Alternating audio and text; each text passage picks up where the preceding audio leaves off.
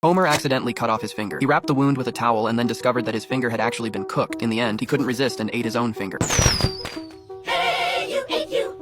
You tasted great, you! Hey, you ate you! After throwing the bone into the trash, Homer felt deeply guilty for eating human flesh and vowed never to do it again. He noticed that his left hand had one finger missing while his right hand had an extra one, which looked rather unappealing. So Homer put another finger into the barbecue. At that moment, Flanders invited Homer to have steak with him. Homer worried that the dog might eat his finger, so he locked the barbecue. But then he found that the steak tasted terrible, which completely awakened his carnivorous instincts. One finger was far from satisfying, so Homer went straight to the kitchen and started stomping on his toes. The fat on his belly was kneaded into dough, and even his dandruff was used as seasoning. After he had indulged in this grotesque feast, Marge's voice suddenly came from outside the door. Actually, Homer, you look like you've lost 20 pounds. Marge was puzzled that she had only been gone a few days, and yet Homer had already become so desperate from hunger. That night, she heard noises from downstairs. She initially thought Homer was sneaking snacks again, but just as she was about to stop him, she saw that he was actually eating himself. Marge hurriedly took Homer to see a psychiatrist, by which time he had already consumed his lower body. The doctor was utterly shocked, and even considered quitting his job to join a talk show and become famous by telling Homer's story. Helpless, Marge decided to break up with him. Long after, Homer sent a letter to his family with instructions on how to forgive him, but they needed to return home to read it. So Marge brought the children back to Springfield, only to find their house had been converted into a restaurant. A gourmet relayed Homer's last words.